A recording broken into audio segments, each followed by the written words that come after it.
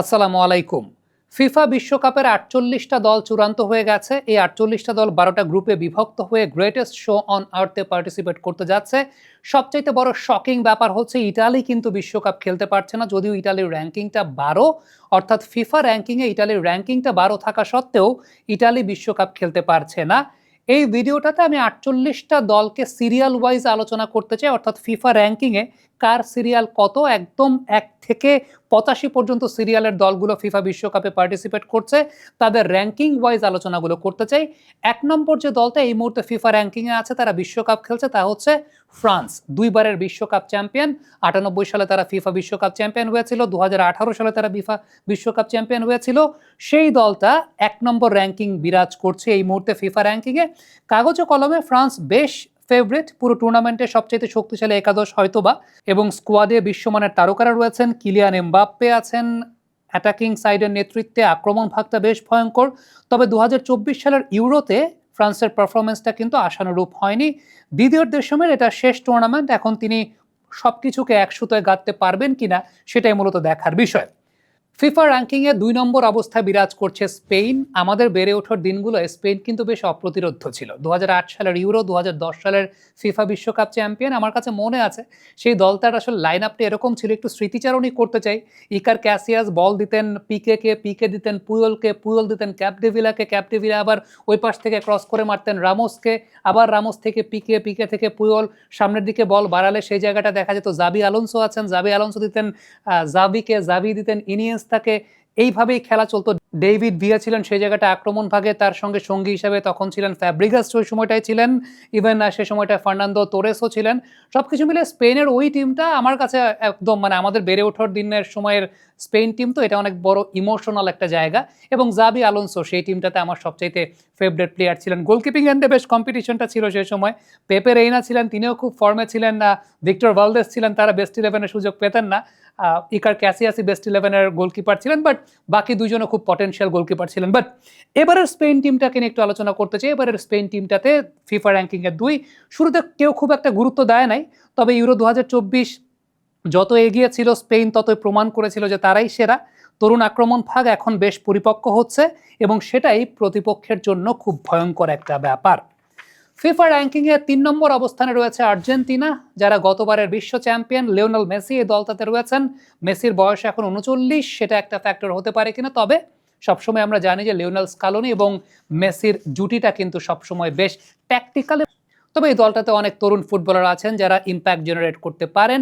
২০২১ এবং ২০২৪ সালের Copa America জয়ী এই দলটা, সে সঙ্গে ২০২২ সালের ফিফা ওয়ার্ল্ড কাপ জয়ী দলটা, তারা টাইটেলটাকে ডিফেন্ড করতেই নামবে। পরবর্তী র্যাঙ্কিংয়ে আছে ইংল্যান্ড। ফুটবলের জনক তাদেরকে বলা হয়, যদিও ট্রফি খরা বা ইটস কামিং ব্যাক হোম এই কথাটা নিয়ে ব্র্যান্ডিং কিন্তু অনেক বেশি মাত্রায় হয়। তবে এবারে তাদের দলের কি অবস্থা? ফিফা র্যাঙ্কিংয়ে ৪, তবে বছরের পর বছর হতাশা আছে, তবুও তাদের আশা অটুট আছে। টমাস টুকেলের অধীনে কোয়ালিফিকেশনটা বেশ নিখুঁত ছিল। ২টা ফাইনাল তারা খেলেছে শেষ ৩টা টুর্নামেন্টে। গভীর স্কোয়াড, বিশ্বমানের কোচ আছেন, তবে তাদের গ্রুপটা কিন্তু বেশ কঠিন, যেটা তাদের জন্য একটা বড় চ্যালেঞ্জের জায়গা। ফিফা র্যাঙ্কিংয়ে ৫ নম্বর দল হচ্ছে পর্তুগাল। পর্তুগাল এই দলটাতে ক্রিশ্চিয়ানো রোনালদো, ৪১ বছর বয়স, তাকে নিয়ে ইমোশন, তাকে নিয়ে অনেক বীরত্বগাথা, অনেক কিছুই তো লেখা আছে। পর্তুগালের এই দলটার গভীরতাও বেশ ভালো। সবকিছু মিলিয়ে ইতিহাস তারা লিখবে কিনা ইউরোর মতো, সেটা একটা অনেক বড় বিষয়। নেশনস লিগও তারা জয়ী হয়েছিল, তবে ব্যাপারটা হচ্ছে তাদের কৌশল সবসময় ঠিক থাকে নাকি ভুল থাকে, সেই ব্যাপারটা নিয়ে একটা খুব বড় আলোচনার বিষয়বস্তু আছে, কিংবা পর্তুগালের কৌশলটা নিয়েই মনে হয় এই মুহূর্তে সবচাইতে বেশি আলোচনা ফুটবল প্রেমীদের মধ্যে। ফিফা র্যাঙ্কিংয়ের ৬ নম্বর দল ব্রাজিল। ২০০২ সালে সর্বশেষ ব্রাজিল শিরোপা অর্জন করেছিল এবং সেটাই ছিল ব্রাজিলের ৫ম শিরোপা। এবং আমার কাছে মনে হয় ২০০৬ সালের ব্রাজিলের শিরোপা না জেতাটা বা ওই টিমের ওইভাবে ভেঙে পড়াটা আমার জীবনের প্রথম ছ্যাঁকা মনে হয় আমি সেটাই খেয়েছিলাম। কারণ ব্রাজিলের ওই টিমটায় সত্যি কথা বলতে ওই সময়টা রোনালদিনহো যে পরিমাণ ফর্মে ছিলেন বা রোনালদিনহো যে স্ট্যান্ডার্ডের ফুটবল খেলতেন ওই সময়টাতে রোনালদিনহো যে স্ট্যান্ডার্ডের ফুটবলটা খেলতেন, আমি আমার লাইফ টাইমে এখন পর্যন্ত কাউকে ওই স্ট্যান্ডার্ডের ফুটবল খেলতে দেখিনি। হ্যাঁ, রোনালদিনহোর কনসিস্টেন্সি আসলে ওই কয়েকটা বছরই ছিল, যে কারণে হয়তো বা রোনালদিনহো, মেসি কিংবা অন্যান্যদের মতো গ্রেটেস্ট পর্যায়ে পড়বেন না, রোনালদো কিংবা মেসিদের মতো গ্রেটেস্ট পর্যায়ে পড়বেন না। বাট ওই ২ বছর রোনালদিনহো বার্সেলোনার হয়ে আসলে যা করেছিলেন, এরপর যে ভরাডুবিটা হয়েছিল ব্রাজিল টিমের, ওই টিমটাতে রোনালদিনহো ছিলেন, কাকা ছিলেন, আদ্রিয়ানো ছিলেন, রোনালদো নাজারিও ছিলেন, ওই টিমটাতে রবিনহো ছিলেন, রবিনহো সেকেন্ড হাফে নামতেন, কার্লোস কাফুরা তো সে সময় ছিলেন, যদিও তাদের ক্যারিয়ারের একেবারে শেষ পর্যায়ে ছিল। বাট তারপর আমি বলবো যে ওই টিমটা আসলে ব্রাজিল ওইভাবে ভেঙে পড়াটা definitely the great Zinedine Zidane ওই ম্যাচটাতে যেমনটা খেলেছিলেন, সো ওইটা মনে হয় যে আমার লাইফের সবচেয়ে বড় ছ্যাঁকার জায়গা ছিল যে ব্রাজিলের ওই টিমটা ওই বছর শিরোপা জিততে পারে নাই। সো এবারের ব্রাজিল টিমটা নিয়ে যদি আলোচনা করতে চাই তাহলে বিশ্বকাপটা তাদের জন্য অনেক দূরের স্বপ্ন অনেক দিন ধরেই। তবে এবার ব্রাজিলের কোয়ালিফিকেশনটা আসলে খুব একটা ভালো ছিল না।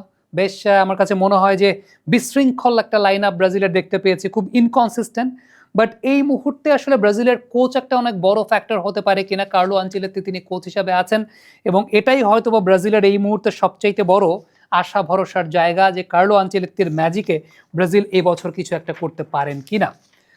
পরবর্তী দল হিসেবে যদি বলি, ফিফা র্যাঙ্কিং এর 7 নম্বরে অবস্থান করছেন নেদারল্যান্ডস। নেদারল্যান্ডসের একটা আমার কাছে মনে হয় 2010 সালে Netherlands they had a wonderful line up. Wesley Sneijder সেই টিমটায় ছিলেন, আরিয়ান রোবেন সেই টিমটায় ছিলেন। এই টিমটা ওই বছরটাতে যে আসলে ফিফা ওয়ার্ল্ড কাপ জিততে পারে নাই, সেটা আমার কাছে ব্যক্তিগতভাবে মনে হয় যে এটা অনেক বড় একটা তাদের জন্য ছ্যাঁকার জায়গা ছিল। স্পেনের ওই টিমটাও বেশ দুর্দান্ত টিম ছিল, বাট আমার কাছে মনে হয় 2010 সালের নেদারল্যান্ডসের টিমটা আমার অনেক ফেভারিট একটা টিম ছিল। 1998 সালের ওই সময় তো আসলে খেলা বোঝার আমার বয়স না, বাট প্যাট্রিক ক্লাইবার্ড ওই সময়টায় ছিলেন, কিন্তু ওই সময়টা খেলা যেহেতু খুব বেশি আসলে দেখিনি। 2010-এর নেদারল্যান্ডস টিমটা আসলে আমার পার্সোনাল খুব ফেভারিট একটা টিম। এবারের নেদারল্যান্ডস টিমটা নিয়ে কথা বলতে চাই। এবারের নেদারল্যান্ডসের যে টিমটা, তারা খুব নিঃশব্দে তৈরি হয়েছে বলে মনে হয়েছে, খুব শক্তিশালী একটা দল। আমার কাছে মনে হয় যে ভ্যান ডাইক এই টিমটার ক্যাপ্টেন আছেন, বেশ অভিজ্ঞ, বাকিরাও তরুণ তুর্কি, কিছু একটা তারা করে ফেলতে পারেন, সে ব্যাপারটার একটা সম্ভাবনা আছে। ফিফা র্যাঙ্কিংয়ে 8 নম্বর দলটা হচ্ছে মরক্কো। লাস্ট ওয়ার্ল্ড কাপে আমার সবচেয়ে ফেভারিট টিম ছিল মরক্কো। যে পারফরমেন্স তারা লাস্ট ওয়ার্ল্ড কাপে দেখিয়েছে, সেমিফাইনাল পর্যন্ত গিয়েছে এবং আমি একটা সময় তো আশাই করছিলাম যে ইংল্যান্ডকে মরক্কো হারিয়ে দেবে কিনা, কারণ এরকম একটা দল, এরকম একটা আন্ডাররেটেড দল যখন আসলে এই পর্যায়ে পর্যন্ত যাবে। ইয়াসিন বোনো গোলকিপার ছিলেন, হাকিমি, জিএইচ, প্রত্যেকের পারফরমেন্সটা কিন্তু আসলে চোখে পড়ার মতো ছিল এবং প্রত্যেকটা ম্যাচের পর তাদের যে সেলিব্রেশন, তাদের যে আবেগ, তাদের যে বীরত্বগাথার গল্প, সেটা কিন্তু বেশ নজর কেড়েছিল। তবে এবারের টিমটা যদি বলি, ডেফিনেটলি ঘটনাবহুল একটা যাত্রা তাদের ছিল। আফকন ফাইনালে তারা হেরেছে, কোচ বরখাস্ত হয়েছিলেন, 57 দিন পর শিরোপাটা তাদেরই ছিল। র্যাঙ্কিংয়ে এই টিমটা 8 নম্বরে আছে বটে, বাট আমার কাছে মনে হয় না যে এবারের ফিফা ওয়ার্ল্ড কাপে এই টিমটার খুব বড় কোনো সম্ভাবনার জায়গা আছে। একটু হয়তো বা ইনকনসিস্টেন্ট তাদের যাত্রাটা, ডেফিনেটলি অনেক ড্রামাটিক, বাট একটু ইনকনসিস্টেন্ট। র্যাঙ্কিংটা হয়তো বা তাদের পটেনশিয়াল অনুযায়ী একটু বেশি মনে হয় বলে ফেলছে। 9 নম্বর অবস্থানে অবস্থান করছে বেলজিয়াম। দেখেন, বেলজিয়াম একটা সময় কিন্তু ফিফা 1 নম্বর র্যাঙ্কিংধারী দল ছিল এবং সেটাকে বেলজিয়ামের গোল্ডেন জেনারেশন বলা হতো।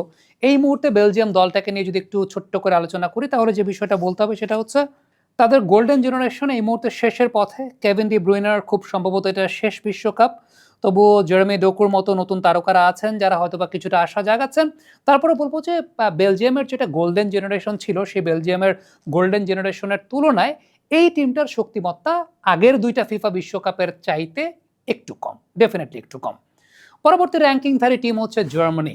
ফিফা র্যাঙ্কিংয়ে 10 নম্বর র্যাঙ্কিংধারী দল জার্মানি, যারা একটু কঠিন সময় পার করছে বটে আমাকে বলতে হবে। কারণটা হচ্ছে যে জার্মানির যে পাওয়ার হাউস, বিশেষ করে 2010, ইভেন 2006, 2010, 2014 জার্মানি যে টিমটা ছিল, 2018, সেই জায়গাটায় ডেফিনেটলি এই টিমটা একটু কঠিন সময় পার করছে।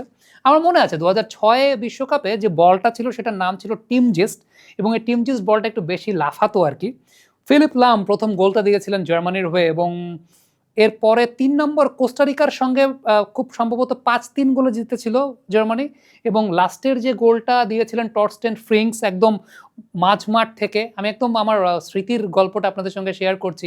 টরস্টেন ফ্রিঞ্চ মাঝমাঠ থেকে একটা গোল দিয়েছিলেন, তখনই বলা হচ্ছিল যে টিম জিস্ট এই বলটা অনেক বেশি মাত্রায় লাফায় এবং ওই টিমটা আমার কাছে মনে হয় যে ওই টিমটা তো বাস্তিয়ান শোয়েনস্টাইগার ওই টিমটায় ছিলেন 6-10, তারা একদম 14 একদম সেম একটা জেনারেশনকে ক্যারি করে নিয়ে গেছে এবং ডেফিনেটলি জার্মানির একটা গোল্ডেন টাইম তো ছিল। এই মুহূর্তে আসলে জার্মানির টিমটা একটা কঠিন সময় পার করছে। ডেফিনেটলি শেষ 4টা টুর্নামেন্টে কোয়ার্টার ফাইনালের উপরে উঠতে পারেনি, 2018 এবং 22 গ্রুপ স্টেজ থেকে বিদায় নিয়েছে। প্রতিভা আছে, কিন্তু আমার কাছে মনে হয় যে জার্মানির অ্যাটাকিং এন্ডে বা জার্মানির একদম যেটাকে বলি না যে একটা সময় মিরোস্লাভ ক্লোজা যে পজিশনটা আসলে খেলতেন বা টমাস মুলার যে পজিশনটায় খেলতেন, ওই পজিশনটায় জার্মানির এই টিমটাতে খুব সম্ভবত ওই এক্স ফ্যাক্টরের জায়গাটা একটু কম আছে। মানে আমরা যে জেনারেশনে জার্মানি টিমটাকে দেখে এসেছি, ওই জেনারেশন পার্সপেক্টিভে চিন্তা যদি আমরা করি 2006 সালের পর থেকে, আমার কাছে মনে হয় যে এই জার্মানি টিমটা আসলে ওই জার্মানি টিমের কাছে ধারের কাছে আসলে কোনো কিছু না। ফিফা র্যাঙ্কিং 11তম দল হচ্ছে ক্রোয়েশিয়া, এবং ক্রোয়েশিয়া আমরা জানি যে লুকা মদ্রিচ, তার ব্যাপারে একটা ইমোশন তো সবার সবসময় কাজ করে, বাট বয়স বেড়েছে ক্রোয়েশিয়ার এই দলটাতে, তার ইম্প্যাক্টের জায়গাটা যদি চিন্তা করেন যে ব্রাজিলের সঙ্গে লাস্ট ম্যাচটা তো লুকা মদ্রিচ খেলেছেন, ইম্প্যাক্ট এখন লুকা মদ্রিচ কতটুকু জেনারেট করতে পারবেন এই দলটার হয়ে, সেটা একটা অবশ্যই চিন্তার বিষয়। গত দুইটা বিশ্বকাপের ফাইনাল এবং সেমিফাইনাল খেলেছে ক্রোয়েশিয়া, তাদের অবমূল্যায়ন করলে তো অবশ্যই বিপদ, আপনি আন্ডারস্টিমেট করতে পারবেন না। বাট আমার কাছে মনে হয় যে বিশ্বকাপের সেমিফাইনাল বা ফাইনাল খেলা দল লাস্ট দুইটা বিশ্বকাপের, তার তুলনায় এই টিমটা একটু আমার কাছে মনে হয় যে নিচের দিকে নেমে যাওয়া, অর্থাৎ পটেনশিয়ালিটির জায়গা থেকে গত দুইটা বিশ্বকাপের চাইতে এই বিশ্বকাপে একটু নিচের দিকে নেমে যাওয়া। ফিফা র্যাঙ্কিংয়ে 12 নম্বর অবস্থানে ইটালি, তবে ইটালি বিশ্বকাপটা কোয়ালিফাই করতে পারছেন, এবং আমার কাছে মনে হয় যে ফিফা বিশ্বকাপের সবচাইতে রুরো জায়গাগুলোর মধ্যে এটা একটা, যে ইটালি বিশ্বকাপ খেলতে পারছে না। 2006 সালের ফিফা বিশ্বকাপ আমার কাছে মনে হয় যে এটা একটা ইমোশনাল বিশ্বকাপ আমাদের জেনারেশনের জন্য ছিল, কারণ আমাদের জেনারেশনে আমরা একটু বুঝে ফুটবল দেখা শুরু করেছিলাম ওই সময়টাতেই। 2002-3-এর পর থেকে ইউরোপিয়ান লিগগুলো এইভাবে দেখা, এবং আফটার দ্যাট 6 বিশ্বকাপটা আমার মনে আছে। 6 বিশ্বকাপে ইটালির যে টিমটা ছিল, বা লুকা টনি ছিলেন সেই টিমটার স্ট্রাইকার, মানে ডিফেন্সে তো ক্যানাভারো ছিলেন সেই সময়টাতে, মাতেরাজ্জি ছিলেন সেই সময়টাতে, ফ্যাবিও গ্রেসো ছিলেন, ইভেন আপনি যদি চিন্তা করে দেখেন যে সেই সময়টাতে জামরোত্তা ছিলেন, একটু উপরের দিকে চিন্তা করলে আন্দ্রে পিরলোর, খুব সম্ভবত সেটা প্রথম বিশ্বকাপ ছিল, দেল পিয়ারো ছিলেন।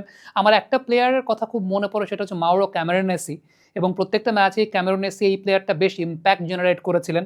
এবং ইটালির ওই টিমটা, মানে ইটালি তো আর প্রথমে সাপোর্ট করার কোনো কারণ ছিল না, বাট আফটার দ্যাট একটা সময় পর ইটালির টিমটা আসলে ওই সময় প্রেমে পড়তে বাধ্য করিয়েছিল প্রত্যেককে, কারণ ইটালির ওই টিমটার যে কম্বিনেশন এবং ওই টিমটা যেভাবে আসলে উঠে এসেছিল, 2006 বিশ্বকাপের কথা বলছি, বুফন সেই সময় ছিলেন, এবং ওইটা একটা আলাদা ইন্সপিরেশনাল ফ্যাক্টর, মানে বুফনের যে আউটলুক, তার যে ইমোশন, তার যে এক্সপ্রেশন, যেভাবে তিনি গোলকিপিং করতেন, আমার কাছে মনে হচ্ছে আমাদের জেনারেশনকে ওই ইটালি টিমটা বেশ আকৃষ্ট করেছিল।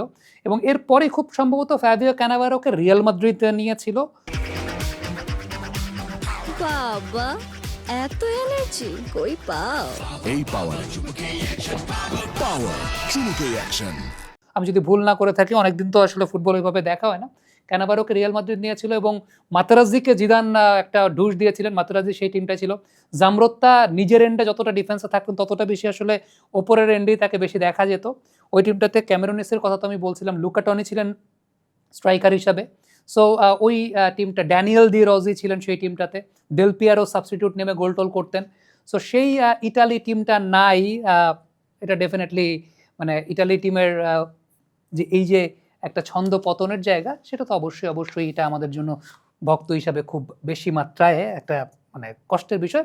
বাট পরবর্তী র্যাঙ্কিংধারী দলটা হচ্ছে কলম্বিয়া, যারা ফিফা র্যাঙ্কিংয়ে 13তম অবস্থানে অবস্থান করছে। কলম্বিয়া কোপা আমেরিকার ফাইনালিস্ট, কঠিন সময় পেরিয়ে তারা ঘুরে দাঁড়িয়েছে। রদ্রিগেজ তার শেষ ওয়ার্ল্ড কাপ, লুইস দিয়াজ এই টিমটার সবচেয়ে বড় অস্ত্র হতে পারেন। ডেফিনেটলি এই দলগুলো যখন বিশ্বকাপ মঞ্চে ভালো পারফর্ম করেন, আমাদের কাছে দেখতেও তো অনেক ভালো লাগে। ফিফা র্যাঙ্কিংয়ে 14 নম্বর দলটা হচ্ছে সেনেগাল।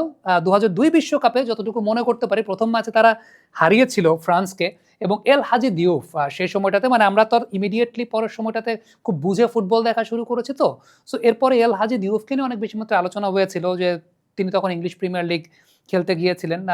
সো সেই সেনেগাল টিমটা ডেফিনেটলি এটা একটা আমাদের ওই সময়কার ছোটবেলার একটা ইমোশনের জায়গায়, প্রথম ম্যাচে তারা ফ্রান্সকে হারিয়ে দিয়েছিল।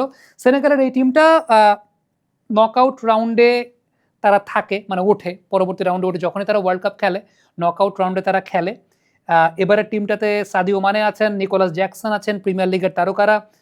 অ্যাফকন জয় নিয়ে কিছুটা বিতর্ক আছে, বাট তারপরও সেনেগালের এই টিমটা আপনি আন্ডারস্টিমেট করতে পারবেন না, তারা সেকেন্ড রাউন্ডে যাবে বলেই মনে হচ্ছে।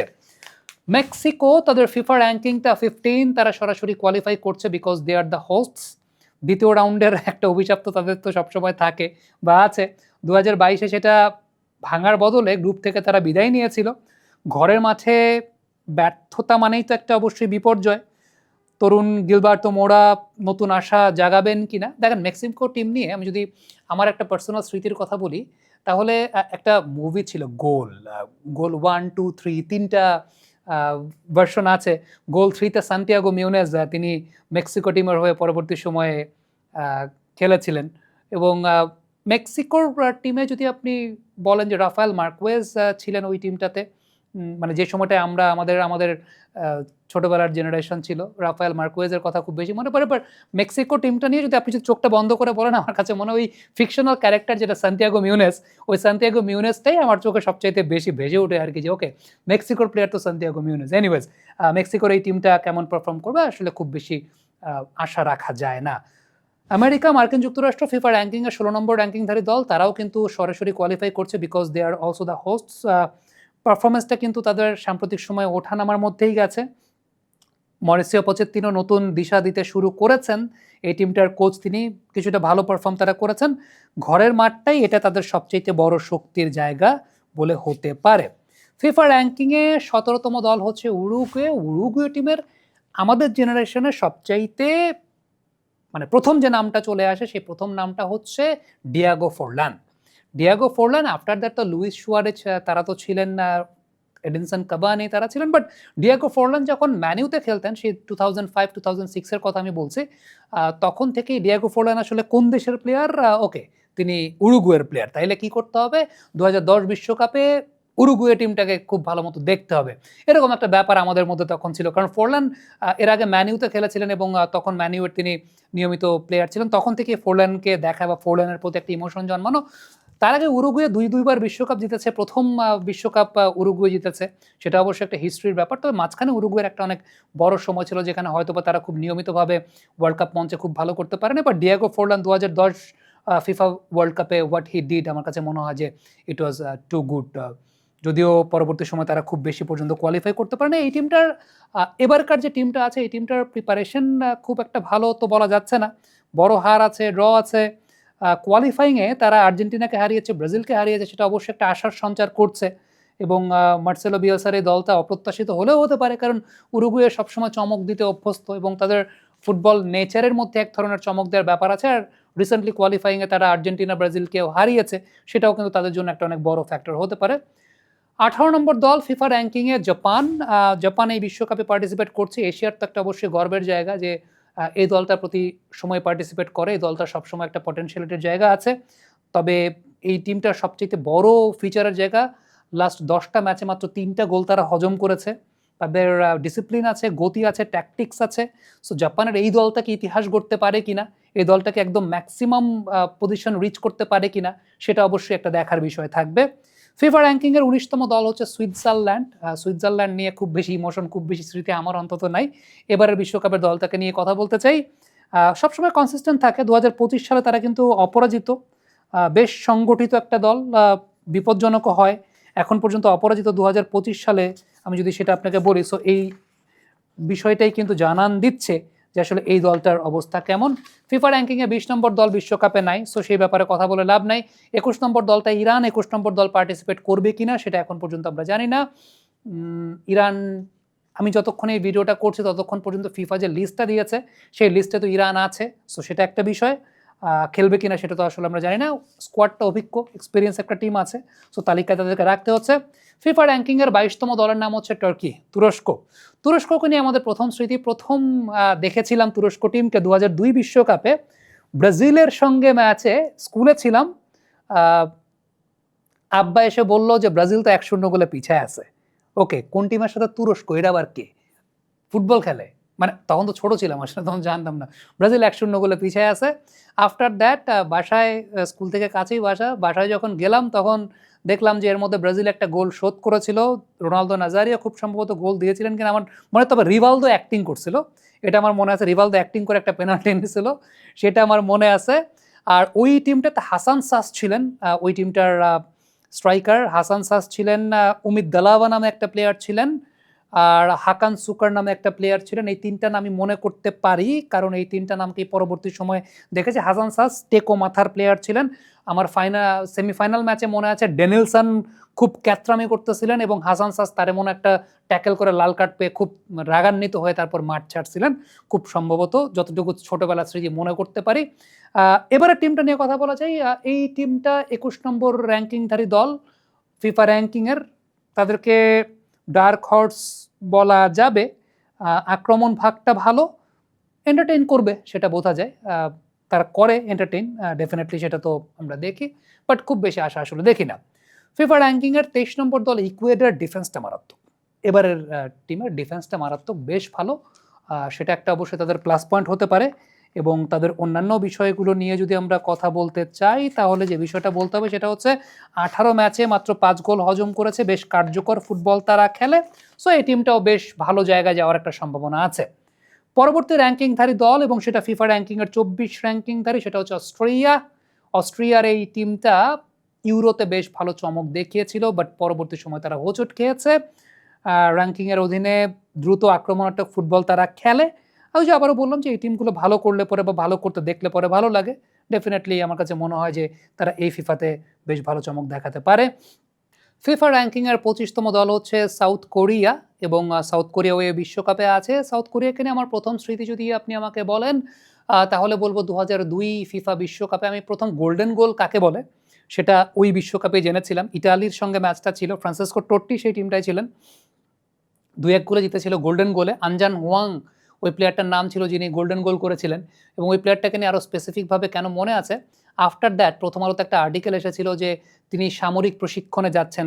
কোরিয়াতে যারা 18 বছর বয়স হয় তাদেরকে সামরিক প্রশিক্ষণ দেয়া হয়, এরকম একটা ব্যাপার আছে। সো আমি তখন হিসাব করছিলাম যে ওই সময় তো আমার বয়স হচ্ছে 10 বছর, সো আরও 8 বছর পার হলে আমিও সামরিক প্রশিক্ষণ নিতে পারবো। তখন তো আর বুঝি না যে বাংলাদেশে তো আর এই সামরিক প্রশিক্ষণের জায়গা নাই, বাট তখন একটা ফ্যাসিনেশন কাজ করেছিল আর কি। এটা হচ্ছে সাউথ কোরিয়াকে নিয়ে প্রথম স্মৃতি আমার, সত্যি কথা বলতে, 2002 বিশ্বকাপে।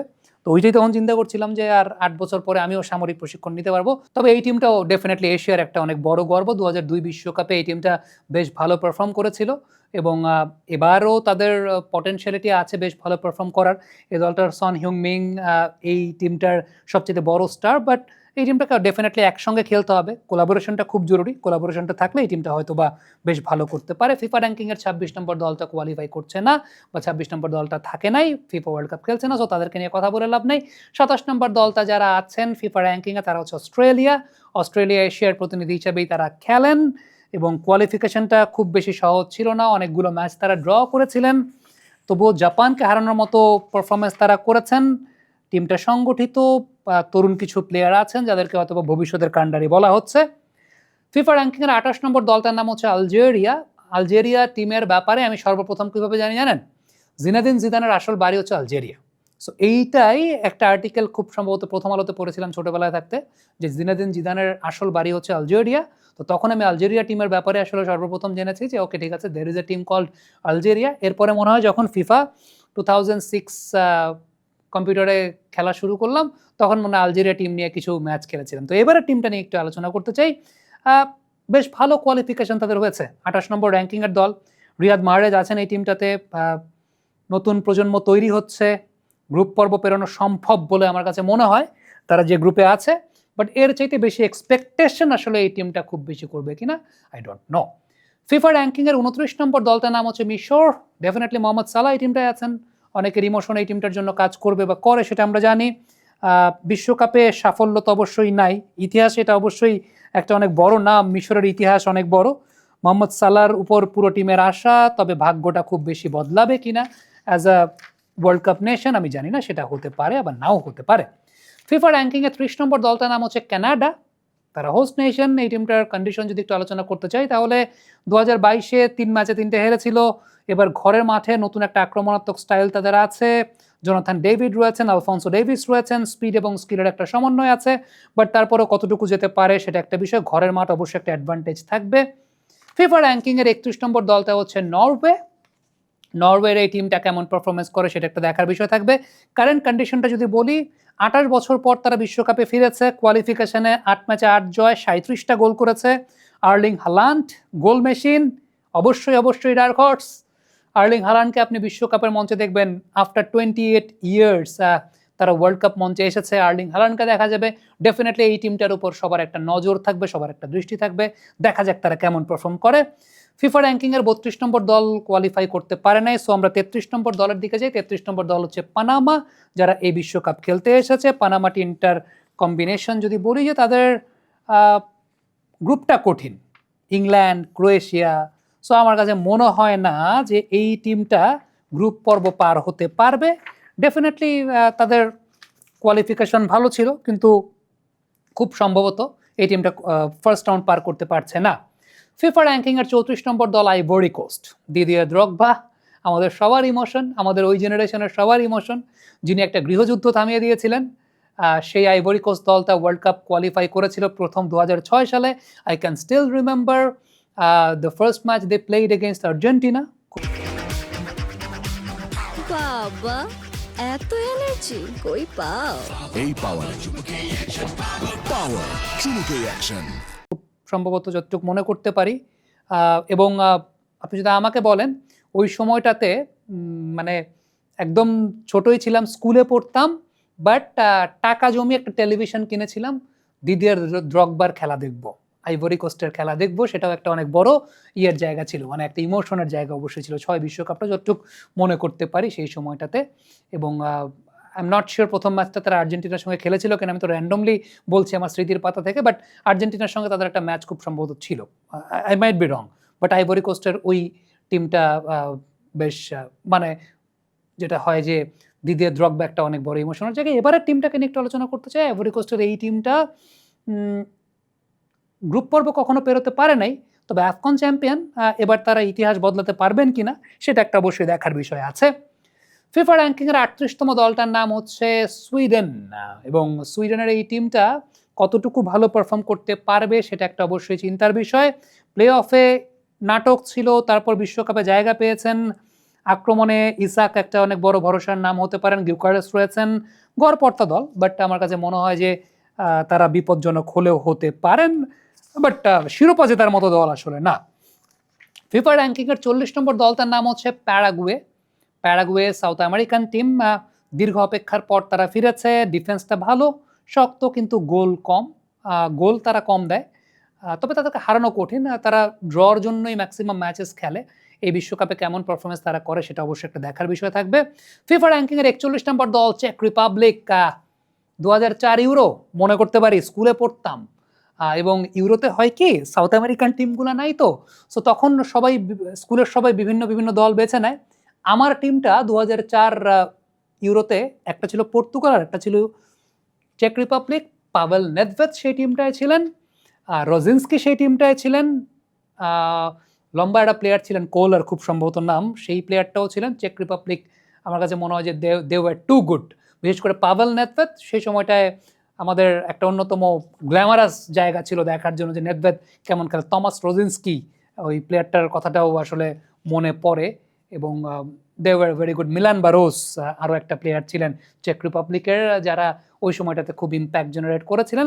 বাট চেক রিপাবলিকের এবারের টিমটা নিয়ে যদি কথা বলতে চাই তাহলে পেনাল্টি জিতে তারা বিশ্বকাপ জিতেছে। প্যাট্রিক শিক এই টিমটার সবচেয়ে বড় ভরসা। তার বাইরে আমার কাছে মনে হয় যে দেয়ার ল্যাক অফ ক্যারেক্টার্স। তাদের এই টিমটাতে আসলে ক্যারেক্টার খুব বেশি নাই, সেটা একটা চিন্তার জায়গা হতে পারে। Scotland FIFA ranking 43। 98 সালে তারা বিশ্বকাপ খেলেছিল, মনে নাই, বলতে পারি না। 98 সালে বিশ্বকাপ তারা খেলেছিল কিনা সেটাও বলতে পারি না। বাট এইবার যদি আপনি চিন্তা করেন যে স্কটল্যান্ডের এই টিমটা দুজন ভরসার নাম আছেন, ম্যাকগিন আছেন, গ্রুপ পর্ব পেরোনো ভেরি মাচ পসিবল আমার কাছে মনে হয়। তারপরে বলা যায় না, বাট তারপরে আমরা দেখবো যে আসলে কেমন তারা খেলে। ফিফা র্যাঙ্কিংয়ের 44 নম্বর দলটার নাম তিউনিশিয়া। আমার কাছে মনে হয় যে খুব বেশি সম্ভাবনা এই দলটার নাই, তবে শেষ 10 ম্যাচে কোনো গোল তারা হজম করে নাই। This is the biggest factor. এবং ডিফেন্সটা বেশ ভালো, কিন্তু গোল হজম না করা সেটাই কি আসলে বড় মঞ্চে সবচাইতে ইম্পর্টেন্ট বিষয়। আমার মনে আছে গ্রিস 2004 ইউরোতে ভাই মানে গোল হজম না করে করে করে করে করে তারা উঠেছিল। পরবর্তী সময় 4 ইউরো তারা চ্যাম্পিয়ন হয়ে গিয়েছিল। আই এম নট শিওর যে তিউনিশিয়া সেরকম কোনো কিছু করতে পারবে কিনা, বাট আমার কাছে মনে হয় যে ওয়ার্ল্ড কাপ তো ওয়ার্ল্ড কাপ, সেখানে গোল করতে জানতে হবে। That is the biggest factor.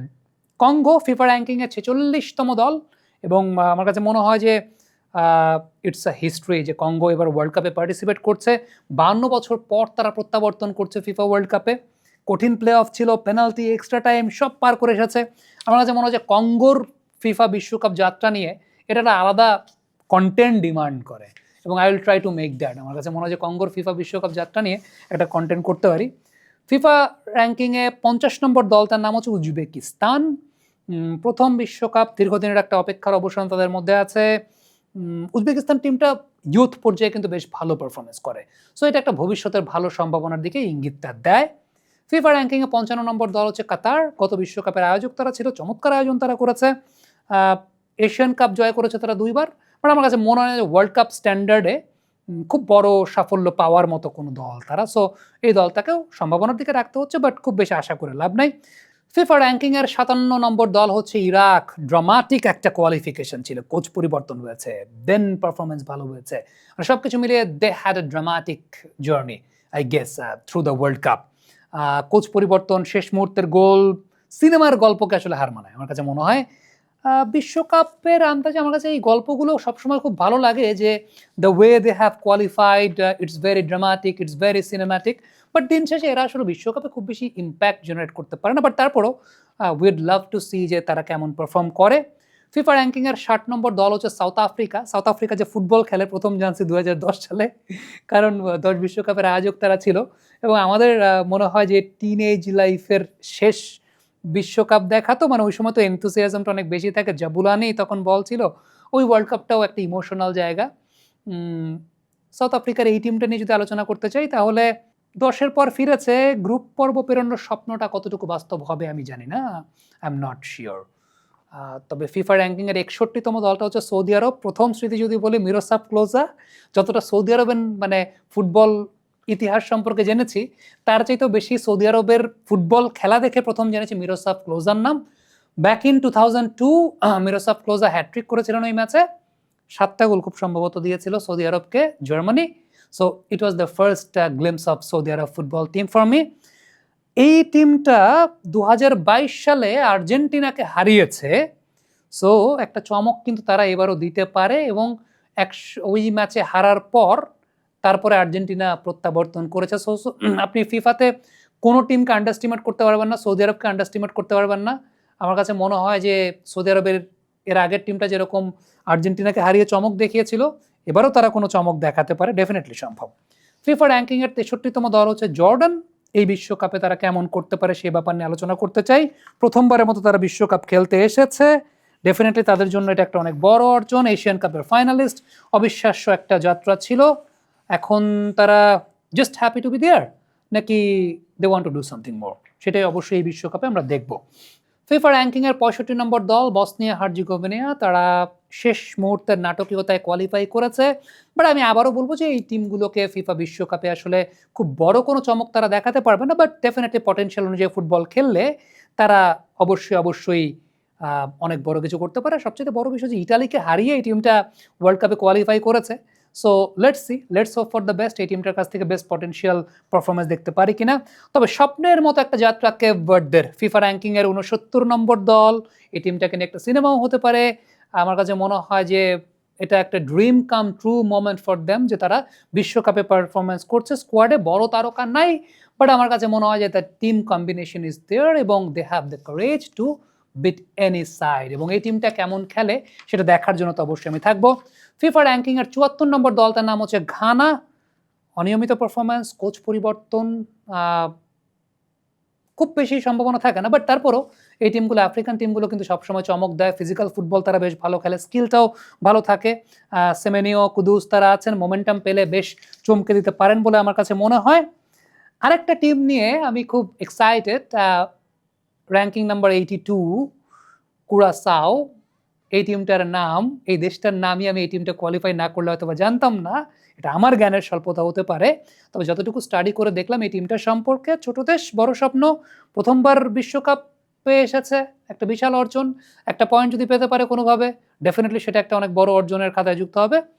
কুরাসাওয়ের পর ফিফা র্যাঙ্কিং এর 83 নম্বর দল হচ্ছে হাইতি। অসাধারণ একটা পারফরমেন্সের মাধ্যমে তারা ফিফা বিশ্বকাপে উঠে এসেছে এবং অবশ্যই অবশ্যই এটা তাদের জন্য একটা অনেক বড় অর্জনের জায়গা। এই টিমটাকে নিয়েও সত্যিকারের অর্থে অনেক বেশি মাত্রায় প্রত্যাশা থাকবে। 74-এর পর প্রথম বিশ্বকাপ খেলতে নেমেছে, ডেফিনেটলি সেকেন্ড রাউন্ডে যাওয়াটাই তাদের জন্য একটা অনেক বড় অর্জনের জায়গা হবে। ফিফা র্যাঙ্কিং এর পরের ধাপে রয়েছে নিউজিল্যান্ড, যাদের র্যাঙ্কিংটা হচ্ছে 85 নম্বর। ডেফিনেটলি ক্রিকেটের জন্য খুব প্রমিনেন্ট একটা দেশ, তবে এই দলটা যদি একটা পয়েন্ট বের করতে পারে বা একটা পূর্ণ পয়েন্ট পায়, তারাও কিন্তু এই বিশ্বকাপে বেশ ভালো একটা অবস্থান গড়তে পারে। সো 48টা টিমকে নিয়ে আলোচনা করলাম। আমার কাছে মনে হয় যে আপনাদের কাছ থেকে একটু জানতে চাই যে এই বিশ্বকাপে কাদেরকে সম্ভাবনাময় মনে করছেন। আমার কাছে ব্যক্তিগতভাবে মনে হয় যে চ্যাম্পিয়ন যেই হবে 1 থেকে 20-এর মধ্যেই হবে। হয়তোবা 3 বা 4 নম্বরের যে চমক থাকবে বা 4 নম্বরের যে টিমটা থাকবে সেটা হয়তোবা পরের দিকের র্যাঙ্কিং থেকে একটা বড় চমকের জায়গায় হতে পারে। আপনাদের কাছ থেকে 1, 2, 3, 4 কাদেরকে মনে করছেন সেটা অবশ্যই লিখে পাঠাবেন। একটা প্যাটার্ন কিন্তু লক্ষ্য করে দেখবেন যে 4 নম্বর যে দলটা হয় ফিফা বিশ্বকাপে সবসময় কিন্তু একটা আন্ডারডগ টিম হয়। গত বছর সেটা আপনারা দেখেছেন যে মরক্কো ছিল, ক্রোয়েশিয়াকেও আমরা ধরতে পারি যে এর আগে আন্ডারডগ হিসেবেই তারা এসেছিল কিন্তু ফিফা বিশ্বকাপে 2018 যদি আপনারা চিন্তা করেন। ইভেন প্রত্যেকটা বিশ্বকাপে আপনি ঘানা থেকে শুরু করে আপনি সবাইকেই দেখবেন যে ইভেন সাউথ কোরিয়াও 2002 বিশ্বকাপে সেমিফাইনাল খেলেছিল। সো অলওয়েজ একটা আন্ডারডগ টিম কিন্তু 4 নম্বর অবস্থানে থাকে, আমরা দেখেছি ফিফা ওয়ার্ল্ড কাপের সময়টাতে। সো আপনারা একটু কমেন্ট বক্সে জানাবেন যে কোন 4টা টিমকে মনে করছেন যে তারা টপ 4-এ থাকতে পারে বা কোয়ালিফাই করতে পারে। কমেন্ট বক্সে অবশ্যই লিখে পাঠাবেন। আমার কাছে মনে হয় যে খুব বড় অ্যানালাইসিস করিনি, একটু ছোট্ট করে প্রত্যেকটা টিম সম্পর্কে আমার একটু স্মৃতির মণিকোঠা থেকে কিছু তথ্য আপনাদেরকে দিলাম। হয়তোবা অনেকে মজা পেতে পারেন। কমেন্ট বক্সে আপনাদের মন্তব্য মতামত জানতে চাই, লিখে পাঠাবেন।